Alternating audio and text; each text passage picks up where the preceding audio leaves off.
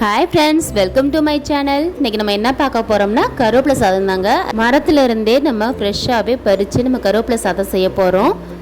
அதுக்கு தேவையான கருவேப்பிலையை தாங்க நான் பறிச்சுக்கிட்டு இருக்கேன். கருவேப்பிலை நம்ம பறிக்கும் போதே அவ்வளோ ஒரு வாசமாக இருந்துச்சு. கருவேப்பிலை சாதம் எப்படி செய்யலான்றதை வீடியோக்குள்ளே போய் பார்க்கலாம் வாங்க. இந்த டிஷ் செய்கிறதுக்கு ஒரு பெரிய கடாயை நான் எடுத்திருக்கேங்க. அதில் 2 டீஸ்பூன் அளவுக்கு நான் நல்லெண்ணெய் சேர்த்துருக்கேன். 1 டேபிள் ஸ்பூன் அளவுக்கு மல்லி சேர்த்துக்கலாம். 1 டேபிள் ஸ்பூன் அளவுக்கு கடலைப்பருப்பு நம்ம சேர்த்துக்கலாம். 1 டேபிள் ஸ்பூன் உளுந்தப்பருப்பு சேர்த்துக்கலாங்க. இது 1 டீஸ்பூன் தான் மிளகு சேர்த்துருக்கேன். 3 நீட்டு வத்தல் சேர்த்துருக்கேங்க காரத்துக்காக. ஜீரகம் 1 டேபிள் ஸ்பூன் சேர்த்துருக்கேன். நம்ம சேர்த்த பொருட்கள் எல்லாமே அந்த எண்ணெயிலே நம்ம வதக்கி விட்டுறலாம். பச்சை வாசனை போகிற அளவுக்கு நல்லா வதக்கி விடணும். நல்லா ப்ரௌனிஸாக வரணுங்க. நம்ம சேர்த்த இந்த பொருட்கள் எல்லாமே நல்லா வாசனை வர முடிய வதக்கணுங்க. சமையலுக்கு எப்போவுமே டேஸ்ட்டும் வாசனையும் ரொம்ப முக்கியங்க. நம்ம செய்கிற இந்த கருவேப்பிலை சாதம் லஞ்ச் பிரேக்கு முடிய நல்ல மணமாக இருக்குங்க. இப்போ பாருங்கள், நம்ம பறிச்சுட்டு வந்த கருவேப்பிலை 2 கைப்பிடி அளவுக்கு இருந்துச்சுங்க. இதை நான் கழுவி சுத்தம் பண்ணி எடுத்து வச்சுருக்கேன். நம்ம வதக்கி வச்சுருந்த இந்த பொருட்களில் நம்ம சேர்த்துக்கலாம் கருவேப்பிலையை.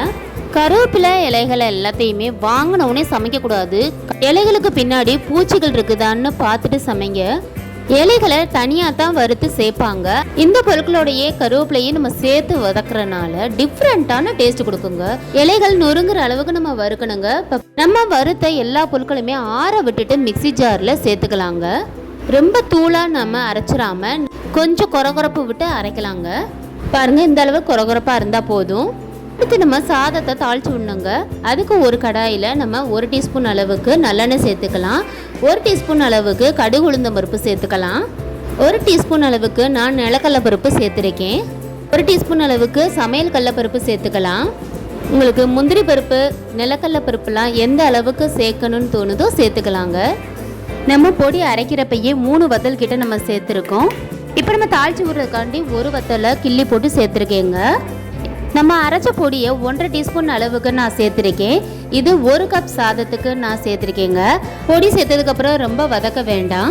பொடியில் நம்ம உப்பு எதுவுமே சேர்க்கல. இப்போ நம்ம 1 டீஸ்பூன் அளவுக்கு உப்பு சேர்த்துக்கலாம். சாதம் வடிக்கிறப்பயே நம்ம உப்பு சேர்த்து தான் நம்ம வடிச்சிருப்போம். ஒரு 1/2 டீஸ்பூன் அளவுக்கு நம்ம பெருங்காயத்தூள் சேர்த்துக்கலாங்க. இதையும் நல்லா மிக்ஸ் பண்ணி விட்டுக்கலாம். நம்ம அரைச்ச மீதமுள்ள பொடியை ஏர்டைட் கண்டெய்னரில் சேர்த்து வச்சுக்கோங்க. 1.5 மாதம் முடிய கூட அது கெட்டு போகாது. இப்போ பாருங்கள், நம்ம வடித்த சாதத்தை இதில் சேர்த்துக்கிறேன். நல்லா உதிரியாக இருக்குது பாருங்கள். இப்படி உதிரியாக இருந்துச்சுன்னா இன்னும் நல்லா டேஸ்ட்டாக இருக்கும். சாதம் பொடியோட மிக்ஸ் ஆகிற அளவுக்கு நம்ம சாதத்தை கிளறிக்கலாம். ரொம்ப சாதம் கிளறிடாதீங்க, உடஞ்சிரும். சாதத்தை கிளறி விட்டுட்டு அடுப்பை ஆஃப் பண்ணிடுங்க. அடுப்பை அமர்த்தினதுக்கப்புறம் ஒரு 1/2 டீஸ்பூன் அளவுக்கு லெமன் நம்ம சேர்த்துக்கலாம். நம்ம கருவேப்பிலை சேர்க்கறதுனால கொஞ்சம் கசப்புத்தன்மை இருக்கும். எப்படியும் அதில் கொஞ்சம் நம்ம புளிப்புக்காண்டி எலுமிச்சம்பழம் சேர்க்கறதுனால கொஞ்சம் புளிப்புத்தன்மையும் இருக்கும். அது கொஞ்சம் பேலன்ஸ் பண்ணிக்கிறோம். சாதத்தில் ஒரு 1/2 டீஸ்பூன் அளவுக்கு நெய் சேர்த்துக்கோங்க. இன்னும் மணமாக இருக்கும். கருவேப்பிலை சாதம் முடி வளர்கிறதுக்கு ரொம்பவே உதவியாக இருக்குங்க. கண்களுக்கு ரொம்பவே குளிர்ச்சி தரும். இந்த மாதிரி குழந்தைகளுக்கு டிஃப்ரெண்ட்டாக செஞ்சு கொடுங்க. அவங்க எல்லாருமே விரும்பி சாப்பிடுவாங்க. இந்த வீடியோ உங்களுக்கு ரொம்ப பிடிச்சிருந்துச்சுன்னா லைக் பண்ணுங்கள், ஷேர் பண்ணுங்கள், சப்ஸ்கிரைப் பண்ணுங்கள். டாடா, பை.